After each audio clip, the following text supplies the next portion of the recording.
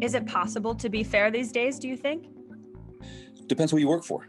It depends what your marching orders are. In an industry that changes by the year, can you imagine being in it for nearly half a century? Dave Lopez was known as a hard-charging, tough but fair reporter in Southern California for 48 years. When the pandemic hit, he took that as a cue to move on. Holding politicians accountable via Zoom, nearly impossible. Yeah, it was one of the things that made retiring a whole lot easier, believe me. Getting viewers to believe him, to trust him, is something he works toward every day. I mean, all it takes is one lousy story, one piece of bad information, and your reputation is ruined. In a time when journalists are battling criticism from all sides, some of it fair, some of it not, how can journalists earn back trust? Or is it too late? The president met with congressional leaders. Doctors will start implanting the devices. And you heard that warning from the Coast Guard tonight. For now, we're live in Orlando. For now, we're live in Dallas. We're live in Boston tonight. Caitlin McCulley, 7 News 19. I'm Caitlin McCulley. I left my job as a TV news reporter in a pandemic to try to find a better way to share stories that matter, no BS. Thanks for listening to Outlet Podcast. You can download new episodes each week. Here's Dave Lopez. You retired after 48 years, is that right? That's correct. Mm-hmm. So yeah. You've seen it change quite a bit over the years. What are some of the changes that stick out to you the most over your time in news? Well, the technology is what really blows me away. When I started in 1972 at Channel 9 in Los Angeles, it was all film. And you had to be real careful that you couldn't shoot too much on a story, because the longer you shot, the more you had to take it to the film house, the longer it would take to develop and what have you. It was always a two-man crew. And then came the days of the ENG. The big Ikegami cameras were about the size of a small suitcase. You always had the two-man crew. And then that eventually became the one-man crew. And then, even then, you still didn't have a way to do a live broadcast. And then when that came in, that changed everything. I mean, you had the live trucks, and it was, I really kind of shudder to think how we got on the air back in the early days without the live stuff and without all the new technology. So, I mean, that stands out the most in my mind is just how different it was to gather the news, how quickly you can do it, where you can go live. Now you can go live almost anywhere. Even in the early days, it was difficult to go live in certain spots, but the technology changed everything. And so talk about how the technology plays into the content, because as we know, when we have multiple shows a day, not just the 10 o'clock news, not just the 11, but the 4, the 4:30, the 5, all of that. How does the technology impact the final product? Well, it can be a double-edged sword. There was a time when I worked at the duopoly, as we called it, Channel 2 and Channel 9, where we had a 11 o'clock show, a 12 o'clock, a 2 o'clock, a 3 o'clock, a 4 o'clock, 5 o'clock, a 6 o'clock, 8, 9, and 10. Mm-hmm. And there were days when I was on every single show, if the story merited, it was big enough. I think what it does, it certainly puts a lot of pressure on the reporter to get your story done quicker. The management and producers expect you to be able to turn things around quicker, sometimes unrealistically. But it just added the pressure to be that you had to be quick, and it put a lot of pressure on being able to work with a cameraman or a camera person who not only knew how to shoot, but could also edit quickly and get the story in. So it changed. I mean, like I said, it changed everything, especially when you're a day-to-day reporter and you're not doing any special assignments. You go out, something happens. I mean, it's numerous times I would be called out on a story, 10 o'clock in the morning, you get there at 10:30, they give you a call. Hey, can you get at the top of the 11? So yeah, that has really made it difficult for some reporters to be able to produce. I mean, it's not easy to do that. No, it's not. And especially now, your deadline is all the time with Twitter and Facebook and all the social media. As soon as you get it, you got it confirmed, publish as quickly as possible. But that presents another challenge of being first, but maybe being wrong. Never want to do Yeah, that. very true. Yeah, you bring up a real good point, because now that we have the ability to go live and go live quickly, well, how come you didn't tweet the story out? How come you didn't put it on your social media? How come you didn't put it on your Facebook page? I mean, it's ad infinitum. And then there are some markets where the reporter, shoots the camera, and then he edits and he has to deliver. He or she has to deliver. I mean, I never had to do that, thank goodness. So, brief interlude here. I did have to do that in my first 2 jobs in TV. In the industry, we call it MMJ, which stands for multimedia journalist, basically 10 jobs all in one. So I drove myself to the stories. I decided who to interview. I shot the interviews. I wrote the stories. I edited the video, got the video back to the station, then reported live, also managing social media versions of the stories and the web scripts as well. So it's a lot for one person to do. And TV stations have gone in that direction to save money. Okay, back to Dave. It makes it very difficult to do what we're supposed to do in the beginning. That is, gather the news, get your story right, get it accurate, and be able to tell it in a very good, clear manner. Mm-hmm. And you bring up a topic too that I think a lot of people, especially now when there's so much criticism of the media and journalists, I don't think people realize sometimes that we are actually trained in reporting facts and sourcing and getting both sides and doing our due diligence and all of that. If you could talk about some of those principles that went into your reporting. You always want, the last thing you ever want to do is have to do a retraction or say, we were wrong. If you're given wrong information and you're on a tight schedule, the best way, we have been told according to so-and-so, that kind of clears you. But I think too many times there's a lot of pressure put on reporters today to not only get it right, obviously, but they try to be the first one on. Channel 7 had it before you did. How come you didn't have that? Well, I didn't have that information. Well, Channel 7 was wrong. Channel 5 was wrong. I think too much emphasis has been put on that, but you're absolutely right. All it takes is one lousy story, one piece of bad information, and your reputation is ruined. The most important thing for any reporter who's going to last in this business and to get any kind of a reputation or any kind of respect is to get a story straight and be honest and be fair. Mm-hmm. Is it possible to be fair these days, do you think? Depends who you work for. It depends what your marching orders are. I would hate to work for Fox News. That'd be a little difficult.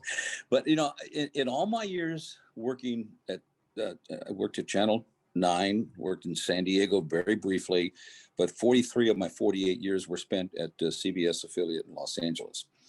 I never once was pressured into doing a story in a certain angle or a certain way. I was never told this is going to be the way we're going to do the story. Maybe because I had proven myself that I can go out and get the story. But I know it's, we get a lot of criticism and some of it's fair. You cannot have an agenda. You may despise the person you're going to be interviewing or you're going to talk about, or you may have a certain viewpoint on the subject you're doing.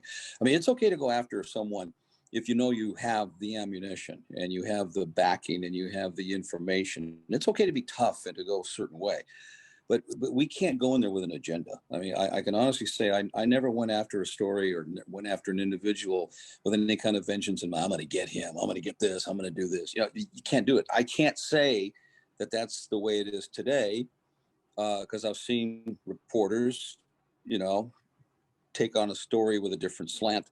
There were times when I did a story and another reporter did a story, and I said to myself, were we at the same location? Are we covering the same story? So I always tried to be fair because the worst thing could ever happen to you is people don't want to talk to you anymore. And that will happen. You will be frozen out, especially in a town like Los Angeles, where I've seen it happen to other reporters. Mm-hmm.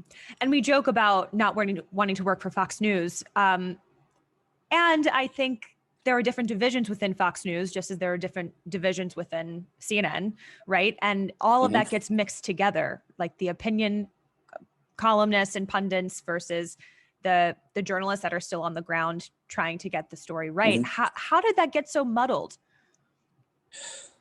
I wish I knew. I think the easiest way to handle all this stuff would be whenever someone on either Fox or CNN is delivering a story on the field, if you are really putting in your opinion, put the word commentary underneath there. I mean, if you're hired to be a commentator, if you're hired to be someone who gives an opinion, that's fine. That's okay. There's a place for that.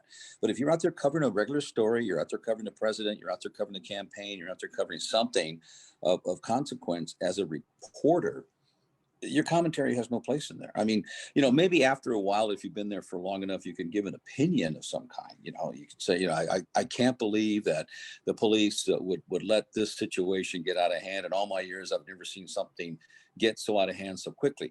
That's okay. I mean, I think that's okay. But if you start to say, well, if they had more of a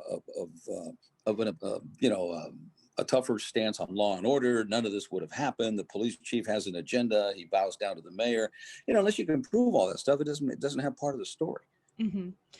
With so much of the country not trusting anything that journalists say, how do we move on from here to restore some kind of trust? I wish I could give you the golden answer, because I'd bottle it and sell it and distribute it across the world. I don't know. I mean, that is the $64,000 question. We need to be able to, and it's difficult. When you have a president who hates the media like he does, and then he has so many followers, and fake news. I mean, until Trump came along, I don't remember the phrase ever being used, fake news. I mean, we've always been accused of you misstated the facts. You misquoted me. No, I didn't misquote you. I mean, it's on video. I mean, how can I misquote you? I mean, I didn't take part, the first 30 seconds of what you said and then juxtapose it so that you would look like a fool later on. No, we don't do that. And I don't remember that ever being a situation where that happened on a regular basis.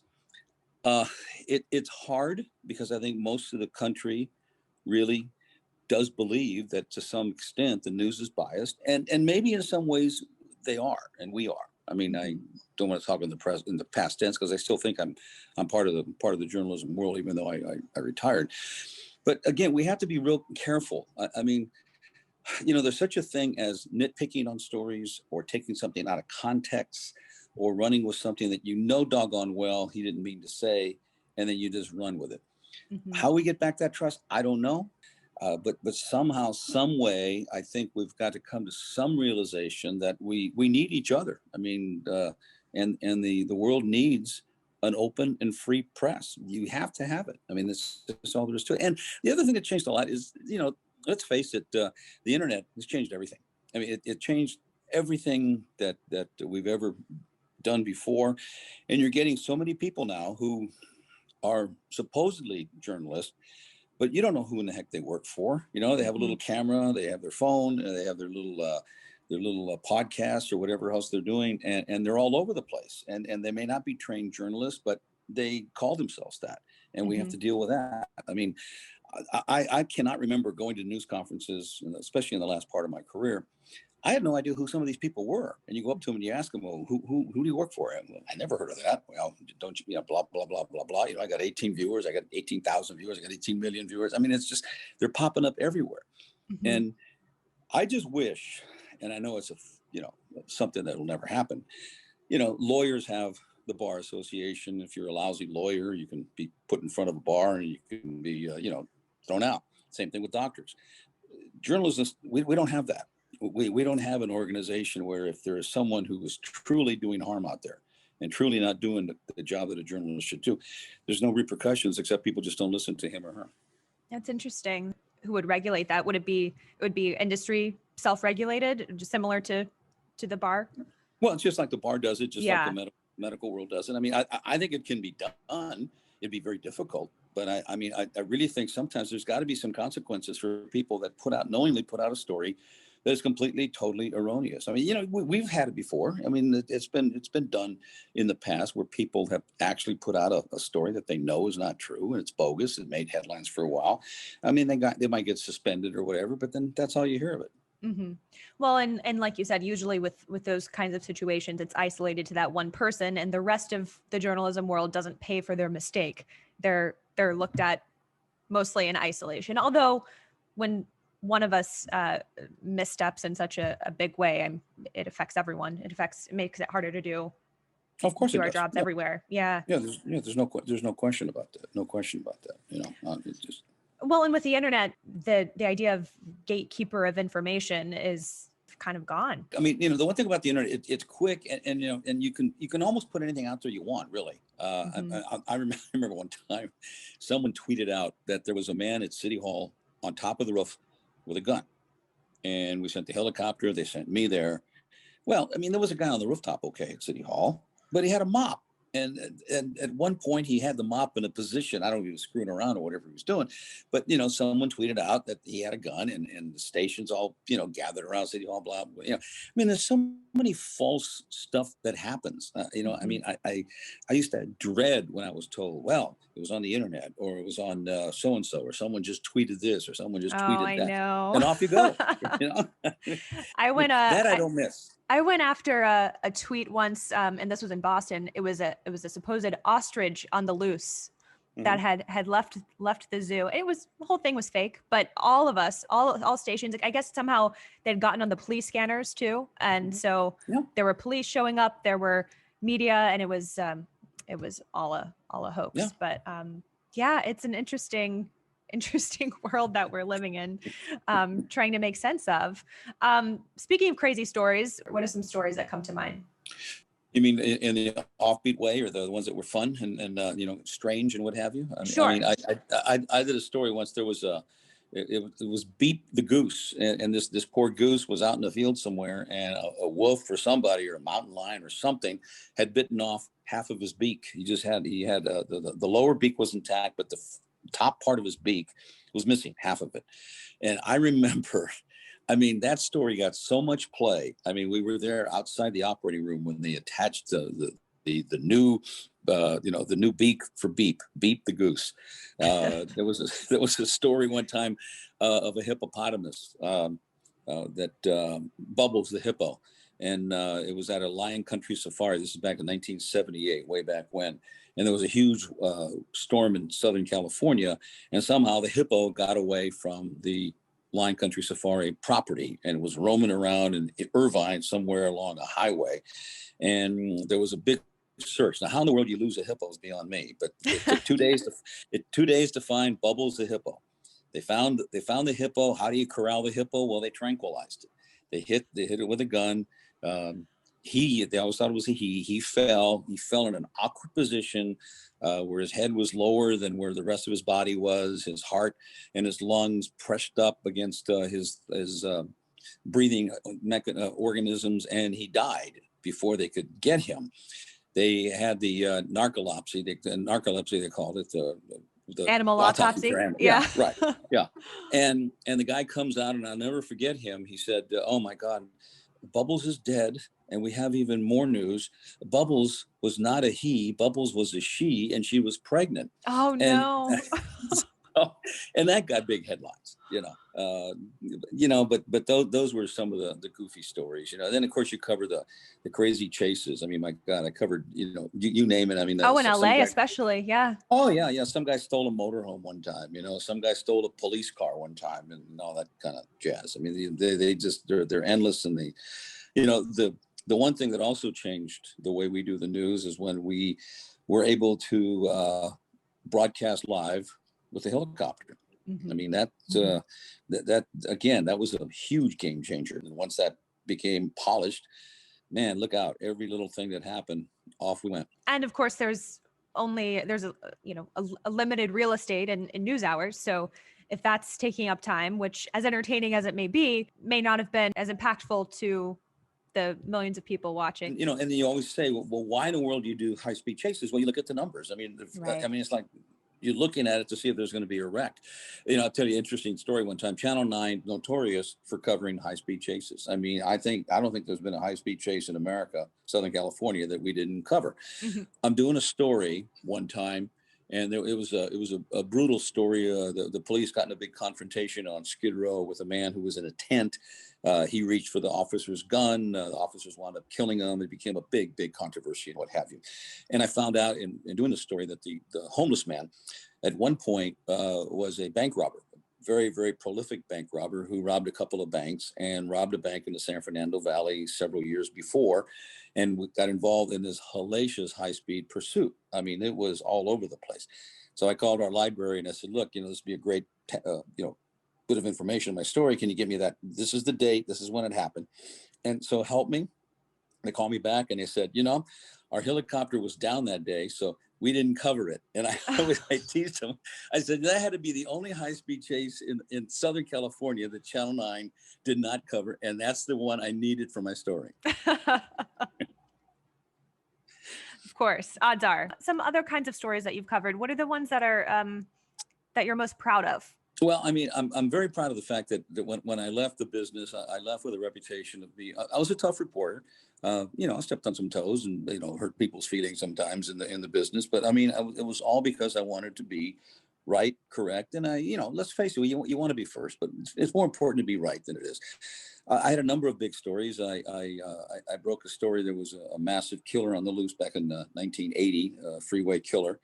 I got an interview with him in jail and got him to confess to me that he killed 21 kids. Wow. Got a lot of play and wound up testifying at the trial.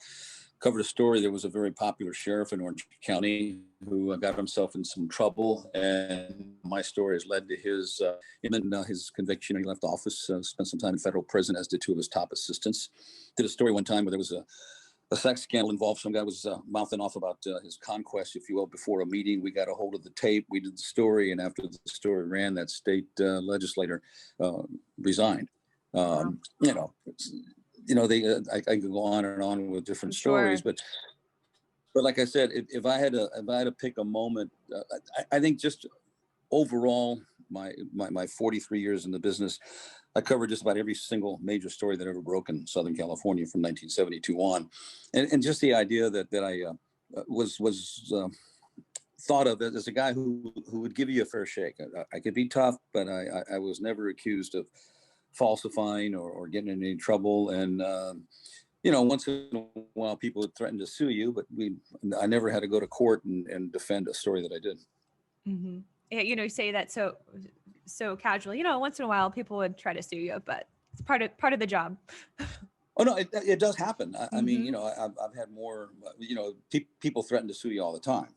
And go ahead. I mean, the greatest defense is the truth, and I, like I said, I always prided myself. Always, you have to, because people watch so closely. I mean, and when you're dealing with someone's reputation, they are going to listen to every single breath you take to see if it's something that they could take to court and end your career with it. Mm-hmm, mm-hmm. And in stories where you have had an opinion one way or the other, what are some methods that you use to safeguard that from coming through in the story? I was just always very careful not to wear my emotions on the sleeve. Now, it was different if it was a story involving children, ultimate tragedies and what have you. We're human. You have to show your emotions. But I mean, I always made it a point where, if I had an opportunity to give my opinion, I watched very carefully how I would say something, because I wasn't a commentator. Did I go over the line once in a while? I'm sure I did, but it was just something that you're always acutely aware of. Look, you may not like this person. You may not think this is any good. You may think this guy's, lying or whatever, but you can't say that. Now you can imply it with the way you do the story, with words you use, the way you juxtapose the story, but you can't, unless you're a commentator, you just can't come right out and blatantly say it. So I was well aware of that. I was very lucky in my career to have worked under a lot of top-notch professionals. I was 24 years old when I broke into the business in LA. I was 29 when I went to Channel 2. And I made it a point to go to these top-notch people, not only at our station, but other stations. And I would not be too embarrassed or too afraid or too shy to say, look, I've seen you, I know your work. Can you give me some tips? I got a couple of questions. So I really learned from the best. I was very, very fortunate to do that. And you started out in sports, right?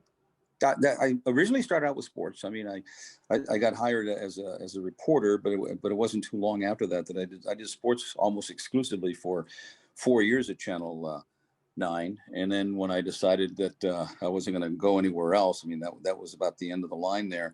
I got an opportunity to go to San Diego very briefly, and a man named Pete Noyes, who knew my work, and he said, "I'll hire you, but I'm gonna make you a newsman." And I was a little reluctant, but then I said, "Why not? What the heck?" And it was the best move I ever made. Pete was an outstanding journalist, and one of the true great people in this business, and that's when I made the switch over to news. And you didn't look back. No, I really did. I mean, I would do sports once in a while, even at Channel 2, NBA playoffs, Super Bowl games, that kind of stuff. I mean, the station run the gamut. I mean, I wasn't pigeonholed into one area. Well, Lopez can only do this kind of story. He can only do this kind of stuff. I mean, I did them all. I mean, I was known as a hard charging type of journalist, but I did all kinds of stories in my career. What's your advice for people just starting out in this business in college? I think the most important thing that you have to do, first of all, you have to have an idea of what you want to do in this business. I mean, you can't say, well, I think I'll try reporting for a while, then I want to go anchoring, blah, blah, blah, blah. You have to set a goal on what you really want to do and find out what you do best. I think it's really, really important to have a good writing ability. I mean, I was in the newspaper business from the time when I started when I was 16 years old. And I think that was the real foundation. I mean, you have to know how to write. You have to know how to talk to people. You also have to have a little bit of arrogance in you, a little bit of cockiness, and the thing that you can do it. Don't get discouraged. You're going to run into people who are going to try to knock you down, who are going to say that you can't do this or can't do that. But I think if you have a real strong will, and you have to like people. You have to like people, and you have to be inquisitive, and you have to want to be able to tell them a story. Being rejected, you certainly can't be afraid of having people hang up on the phone or slam the door in your face or tell you I never want to talk to you again. You got to be persistent. And if you can do all that and be all that, you got a shot in this business. I mean, I had a marvelous career. I have no regrets, no looking back, no what if, what this. And I feel very fortunate. I'm thinking back to when I was in college, and one of the things that shocked me the most coming out of school was just the tragedy that we're witnessing most every day. And that was a big adjustment. And I don't think a lot of people necessarily talk about that or prepare you for that. How did you handle seeing and dealing with so much crime and tragedy, and then coming home at night? It was difficult. I don't know if you can ever prepare yourself to cover your first murder scene. I don't know if you can ever prepare yourself to listen to a mother who just had a child kidnapped or murdered or whatever in this world. And you just have to somehow, some way be able to understand that you're a reporter and you're trying to tell the story. You can have empathy for the person. But I'll never forget the very first time. The first big murder case I covered, my daughter was the same age as the victim, 2.5 years old. Amy Sue Seitz, happened in 1978, and I remember like it was yesterday. Mm-hmm. And she was kidnapped from the living room of her little house, and some guy that did it, got on the stand and made the comment. Some people were put on this earth to be philosophers. People were put on this earth to become great educators. I was put on this earth to kill children. He wound up going to death row. I think you have to be aware that there are some bad people out there. Okay, interrupting again. Unfortunately, we lost the next two sentences Dave said to a bad internet connection, but he went on to emphasize how there are some stories, both bad and good, that he'll never forget. And to make sure of it, he backed himself up. I kept records of every single story I ever did. I kept the little booklets for every year. So every story? Every story I ever did from 1972 is in these little booklets. I mean, I put little notations, what they were, when they aired, little notes about what the story was. So that's helped tremendously. I've always had a pretty good memory to recall. And there's just a lot of things that happened that were behind the scenes and things you couldn't tell. And, I think it's going to make for an interesting story. I have 4 grandkids who I think are going to enjoy knowing what their grandpa really did for a living. I do a weekly Facebook. It goes on the Instagram, and it's also on YouTube. just once a week to keep, keep things fresh. I still enjoy it. I had two marvelous technicians that I worked with for a long time, and they didn't want me to retire. And I laid off for 30 days. I did absolutely nothing as far as journalism goes, or, hardly even read the paper. I read the paper, but I hardly watched the news and what have you. And then when I got back into it, I didn't realize I would still have a good time. But as far as the day-to-day in and out stuff, getting in your car and chasing down a story and going to a fire and going here, I don't miss it. I mean, I'm the perfect time. I'm 72 years old. I did this for 48 years, and it's nice. It's nice to have a time where you don't have to worry about deadlines and seeing if someone's going to talk to you and knocking on doors of strangers and seeing that they will talk to you. So, I mean, it was perfect for me. A lot of people told me that I would really, really miss it and that I would have a tough time adjusting and what have you. But that hasn't happened. It hasn't happened at all. And it sounds like you're still very much connected with what's going on and telling your own story too. Oh, yeah, I am. All right. Well, look forward to it, Dave. Thank you so much for taking the time to talk with me. Oh, my pleasure. Anytime, and good luck to you, okay? Thank you.